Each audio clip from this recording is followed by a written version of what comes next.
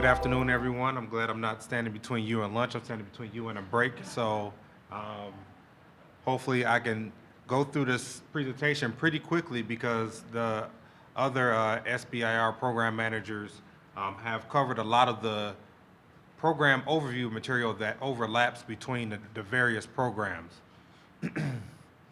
And I'm at NASA Goddard Space Flight Center. I'm one of our technology infusion managers. That's what we call our center level program managers.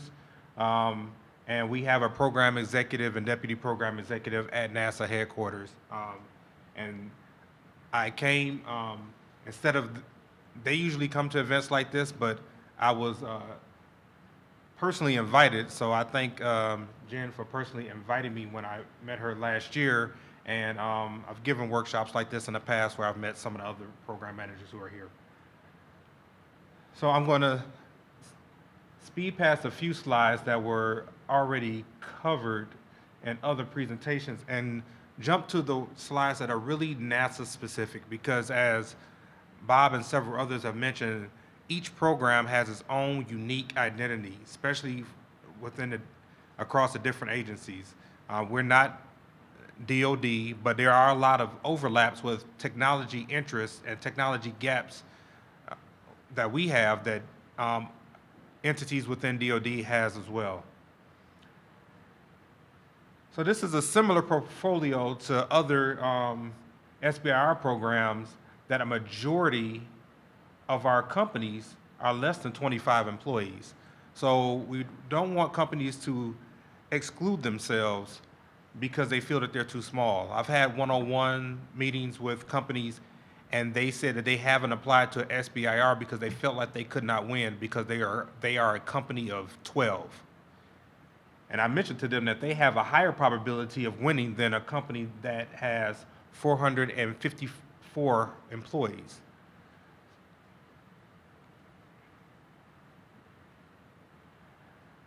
This is the older pie chart. Bob displayed a more recent one that showed the layout of the various agencies and their cut of the SBIR pie. But this is just to give a qualitative look at NASA has a decent chunk, but the DoD has a pretty large chunk.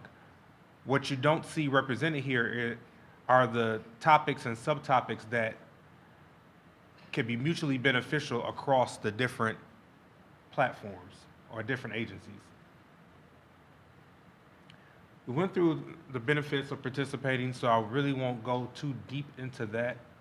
But I will talk about NASA's annual funding over the last 10 years, 5 to 10 years have been between 150 to 180 million per year. And this past year, it was closer to 180. And to break it down even further, Goddard Space Flight Center, the center that I call home, we manage about $14 million of the SBIR portfolio per year.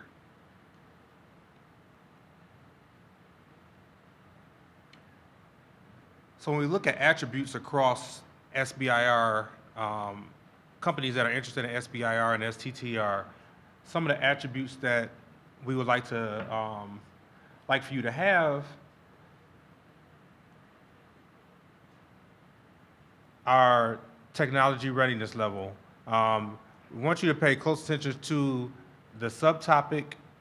Our program, let me take a step back. Our program is broken down into topics and then subtopics, whereas the DoD, they have topics. So each subtopic usually lists the entry TRL and the exit TRL for that subtopic. And it usually depends on if they are looking for a near-term solution, a mid-term solution, or a long-term solution. Because some of our technologies will be ready are needed for space flight, they may not be ready for a mission 10 years, 20 years down the line versus the next 5 to 10 years. So the TRL level maybe a little riskier, 1 to 2, versus something that's a little bit more established or in the valley of death area, 3 to 6. In the proposal, we would like to see a strong technology description and objective. What advantages does it have over other competing technologies? I believe the last speaker mentioned that in the proposal, you don't have to necessarily go deep down into the weeds when you're describing your technology. We would like for you to give concise statements that describe how you're different and how you can meet our objectives, what we stated in our subtopics. We're not looking for unsolicited technology advances. We have specific gaps that we're trying to fulfill, and those are listed in our topic areas and subtopic areas, and they are competed throughout the various centers of NASA. Some technologists, engineers, scientists really want their ideas to make it to the solicitation, but unfortunately they have to compete internally and their ideas may not make it from year to year. So they have to show value of how it's valuable to the agency.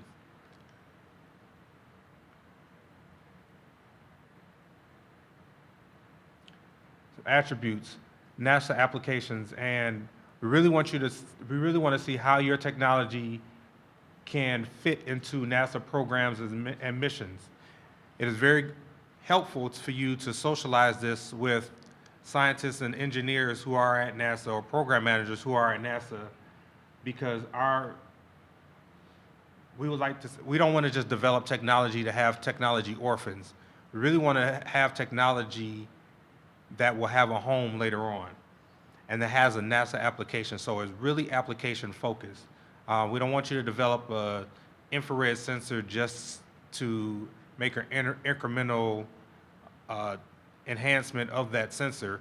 We want you to develop an infrared sensor that will enable measurement of a certain type of gas in the atmosphere of Mars. So that's how specific we will want you to drill down in your proposal, even going into the wavelength, some of its potential resolution, are some of the electronics associated with it, are they radiation hardened or not, or is that something that you would develop further on depending upon funding, et cetera. Also would like you to list your deliverables, prototypes, test results, demonstrations, et cetera. And we'll go into that a little bit further on in the presentation. Important considerations, several folks have mentioned this. We do not fund market research or routine engineering development. We're looking for game-changing technologies. We're looking for technologies that will enable us to accomplish our science and mission objectives that we have stated in several documentations that are published on our websites, and I will go into some of those documentations later. And selection preference will be given to those proposals that have significant potential for infusion and phase 3 application, and previous presenters have went to very good detail about what phase 3 entails, so I will not go deep into that.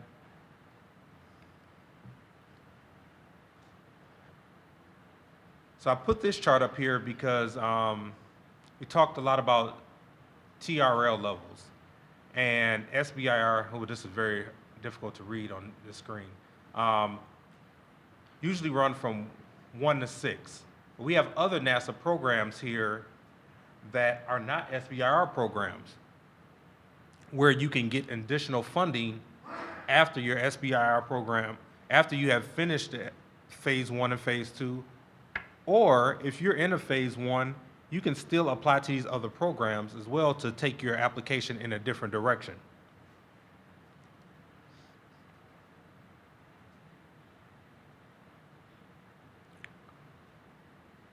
This chart has been shown several times in other programs, and ours is pretty similar, except for we want to highlight the award amount and the duration. The awards for phase one, 125K for STTR, 12 months, SBIR, 6 months. Usually a feasibility study, but with some subtopics, we have seen prototypes delivered during phase one. That depends on the TRL level that is stated within the subtopic. Phase two, that's usually when you have a prototype delivered or a technology developed or demonstrated, and that's a 2-year contract, 750K, and we do have a post-award option in your contract. We are a contracting organization for SBIR. We do have grants, but those are through other programs and other solicitations. And our post-award option is currently a phase 2E. If you have been awarded, has anyone in the audience had an SBIR from NASA in the past? Oh, awesome. So you may have a phase 2E and a phase 2X associated with your contract. But right now, we only have a phase 2E, and I'll go into that on another slide. I think it's the next slide. And phase 3, as we talked about in other presentations, for us, we really look at it as you save us on schedule. You competed against a lot of competition, won phase 1. You won phase 2. You do not have to compete again if we want to purchase your technology from you. So you have a sole source justification for NASA to go directly to you, since you've won a phase 1 or phase 2, to procure that technology anytime that we would like it. That's why it's important for you to commercialize. When you commercialize your product, it helps you sustain your business for the next 5, 10, 15, 20 years, for the long term. That way we can return to you to procure this. The last speaker mentioned a company that did not have a strong commercialization model for sustainability, and they may not be around in 10 years if DoD wants to purchase that same type of equipment from them, because they did not have that sustainable model. You may have been able to commercialize it initially for procurement, but we don't just want a one-time procurement. We want you to hopefully commercialize so you can have sustainability. So I mentioned that in the previous slide, so I'm going to skip past that one.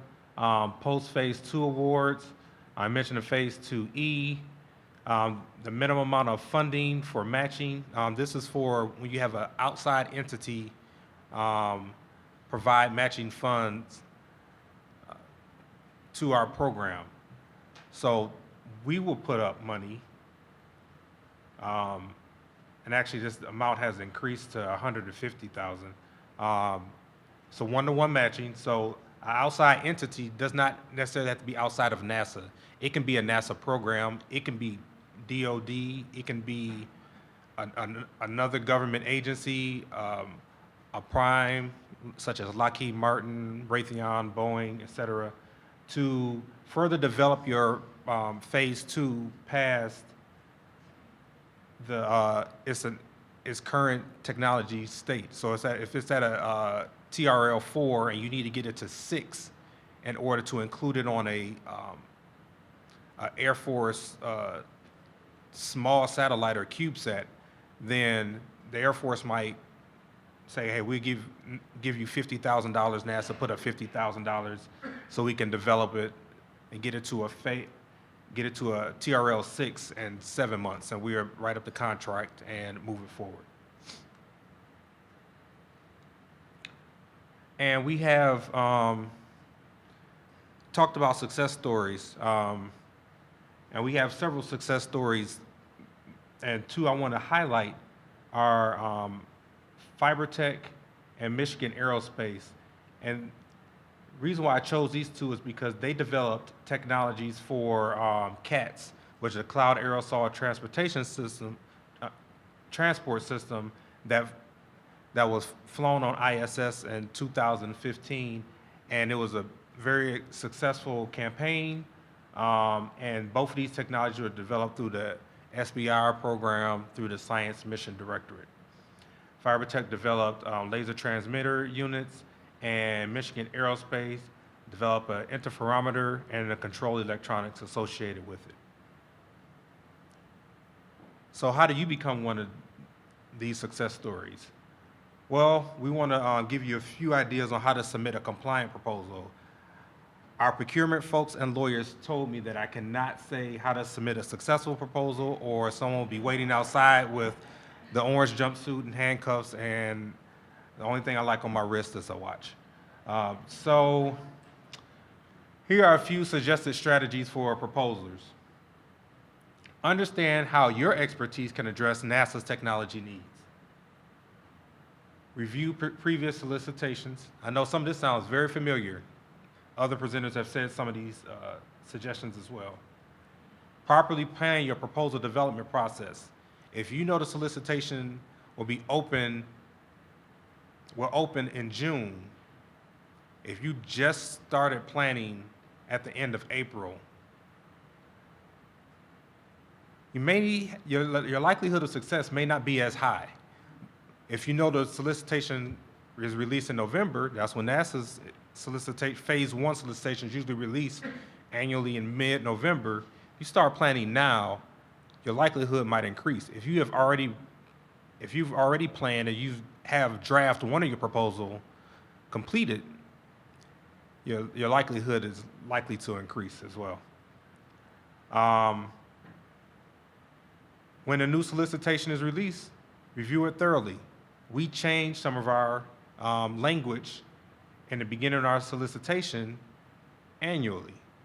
This past year, I asked for an update in part of the solicitation that would actually help the small business out if they won a contract, and that was added. If someone didn't read that part of the solicitation, they wouldn't know that piece was added in there. Establish relationship with small businesses. And this is particular to university professors. If you have not started your own company, now is the time to start networking and socializing with some of the small businesses who are present here today, or who you may meet at technical conferences or meetings. Make sure your proposal is compliant with the solicitation. If your proposal is not compliant, we cannot review it, because then we're giving you an unfair advantage towards someone who submitted a compliant proposal. There are a lot of procurement laws that we have to follow, so please review the solicitation when it comes out so you can make sure you submit a compliant proposal. Work on your commercialization plan while you're thinking about your idea. Commercialization is the key driver behind SBIR. Congress may not even care about technology development. What they do care about is stimulating the American economy through technology development. So having those two work together is what has made SBIR successful over the last 30 years. So commercialization is something that sometimes is overlooked when we review a great proposal, and that can push you into the selectable category during evaluation.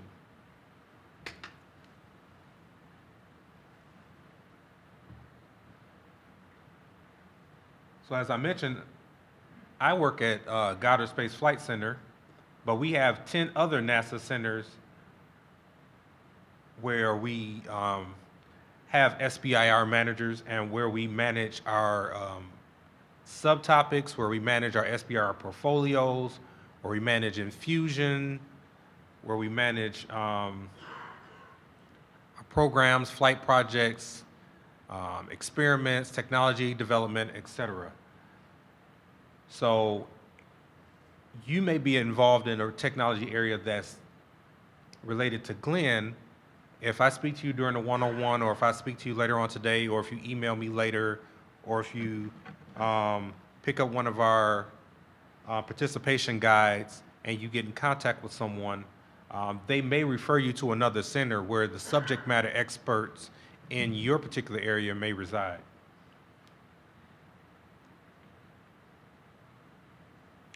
So I displayed the last slide so you will, as a prelude to this one, to understand our needs, you need to know what each center is working on. We each all have a different mission. NASA Goddard Space Flight Center, we usually concentrate on the Science Mission Directorate for Science divisions, heliophysics, earth science, planetary science, and astrophysics. Whereas Johnson Space Center, they concentrate on human exploration and operation, do a lot of astronaut training, and things related to the biological aspect of and physiological aspect of space flight. Our solicitation is broken down into mission directorates, and I'll explain a little bit more of that, I think the next slide. And so you should visit the mission directorates websites, and that's also in this participation guide that's back there. And if we run out, I have a QR code that I'm gonna run to my room and bring it. I thought it was in my bag, that you can scan, and it'll take you directly to the link for the electronic version of this. And you should know what each mission directorate's missions are, and their objectives and their technology needs and gaps, so you can make sure you address those in your proposal. You also want to know what technology areas are of interest to the Office of the Chief Technologist. You also want to visit the SBIR website so you can be familiar with success stories, past solicitations, past awardees. We have a lot of data there for you to mine. Also, it goes into our various programs that we have, Phase 2E, et cetera.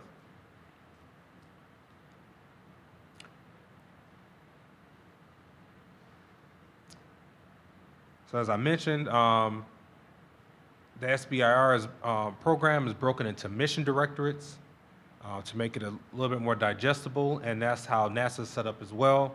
So the mission directorates within our organization manage these aspects of our SBIR program: the Science Mission Directorate, Human Exploration and Operation Mission Directorate, that's a mouthful, we just call it HEOMD, ARMD, the Aeronautical Research Mission Directorate, and the Space Technology Mission Directorate. You have flight projects and programs that come directly from SMD, ARMD, and HEOMD. Space Technology Mission Directorate helps you develop technologies that will enable missions from these three. So it's more of a cross-cutting area. Our STTR is led by the Office of the Chief Technologist, and there's a Chief Technologist at every center. Peter Hughes, for example, is the Chief Technologist at NASA Goddard Space Flight Center, and those subtopics are aligned with the space technology technical areas through SMD. Another thing to keep in mind, awards are always given to the small business. If an SBIR, a research institution such as a university, may participate with a small business, but the award is given to the small business. And as TTR, as you know, a nonprofit research institution must participate with a small business, but the award is still given to the small business. So as I mentioned, the mission directorates, here are some of the, here's their vision stated here. I won't read through all of them. They're all in the participation guide. And like I said, we have an electronic version available as well. So I mentioned looking at reviewing previous solicitations. So if you go to our website, you can go to The drop-down menu for solicitations, select that.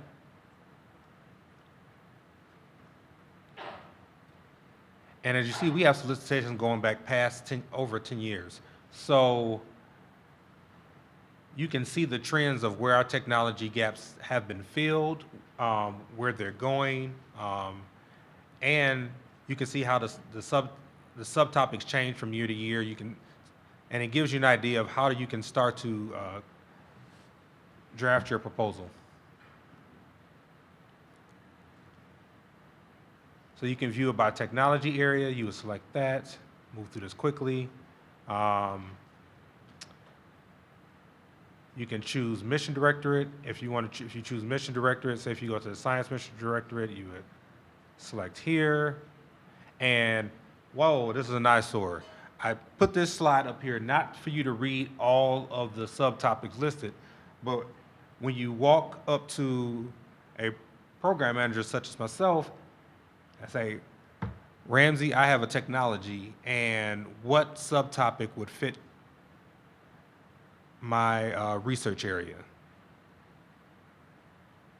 Realize that I have to think about, does it fall in one of these 4 mission directorates?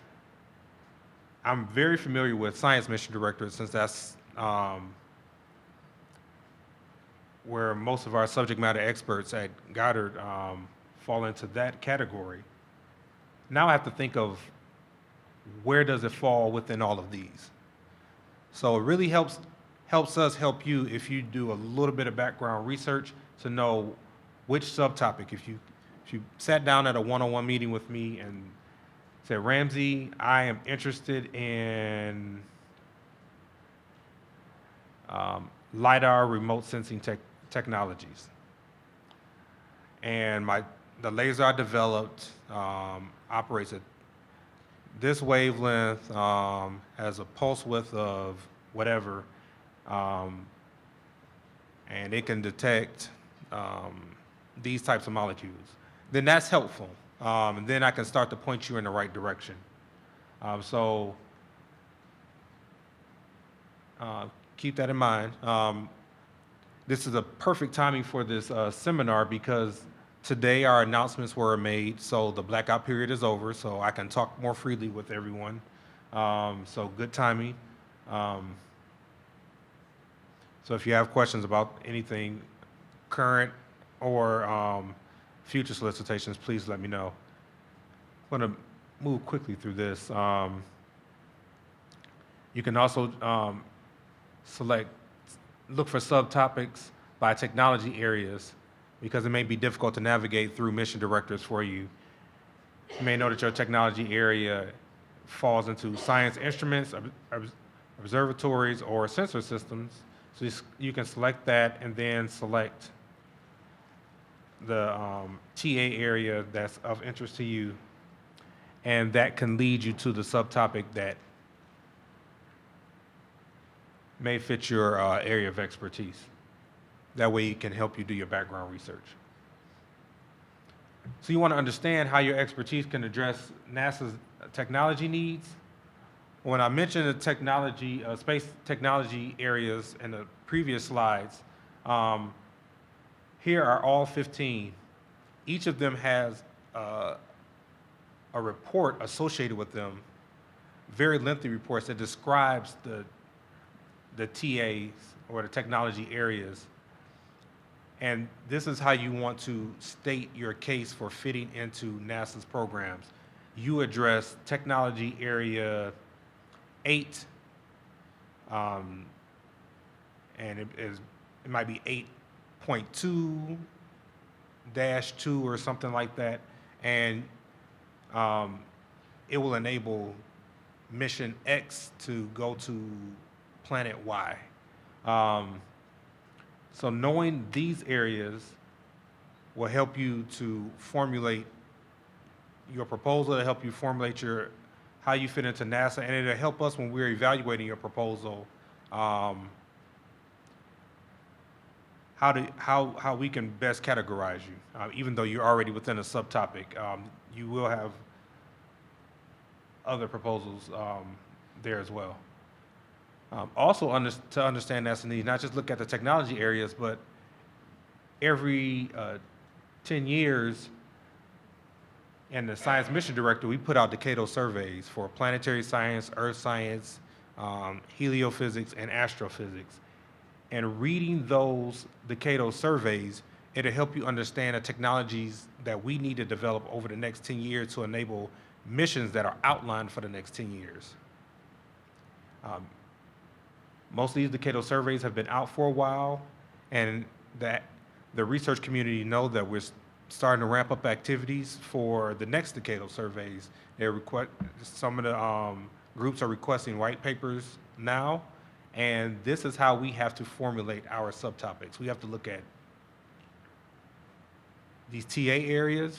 We have to categorize our subtopics in these TA areas as well, and we have to figure out how they fit into the decadal survey, because if a mission is not mentioned in the planetary science decadal survey, then more than likely it's not going to be funded within the next 10 years. Or now the next 4, but you get the point. And other mission directorates have similar type documentation as well.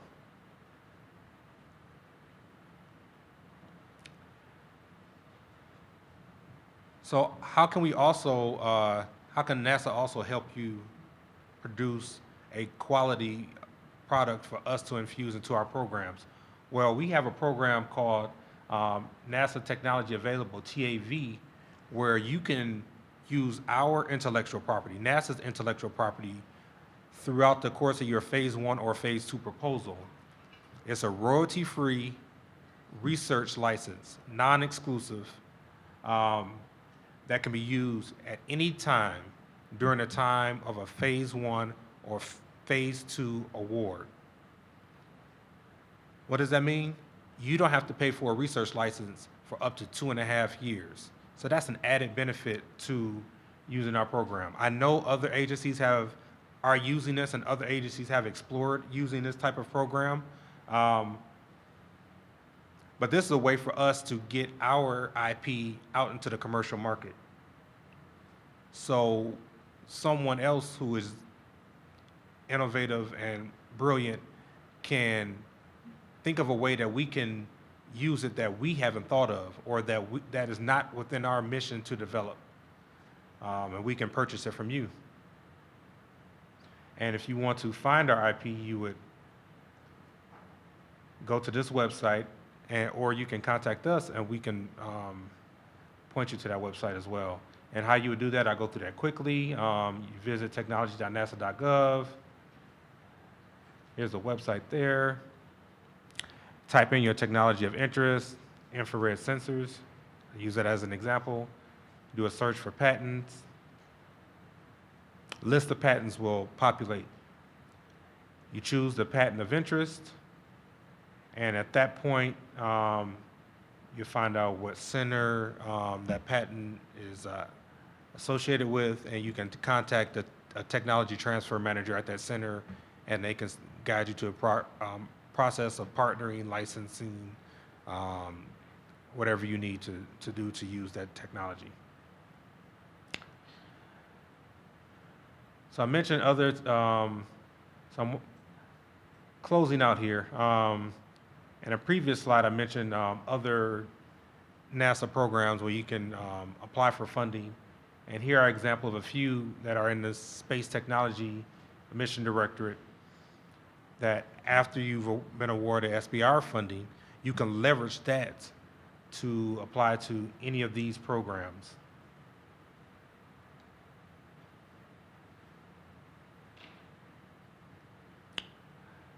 In closing, we suggest you contact only NASA's subject matter experts about the SBIR STTR program during the open season. That means not while the solicitation is open. That started today, because we released the announcements late yesterday. So feel free. Refer to online resources for general SBIR questions before you contact these subject matter experts, or before you contact one of the program managers. That way you make efficient use of your time and our time as well. We want to answer all of your questions, and that just helps us when you're informed about the basic nuances of our program. And lastly, ask direct technical questions when you meet with our scientists, engineers, and program managers. I don't know if I have time for any questions. 1 minute, okay. Any questions? Oh, this means I gave a great presentation. I covered everything. Or you're tired and you're ready for the break. So thank you.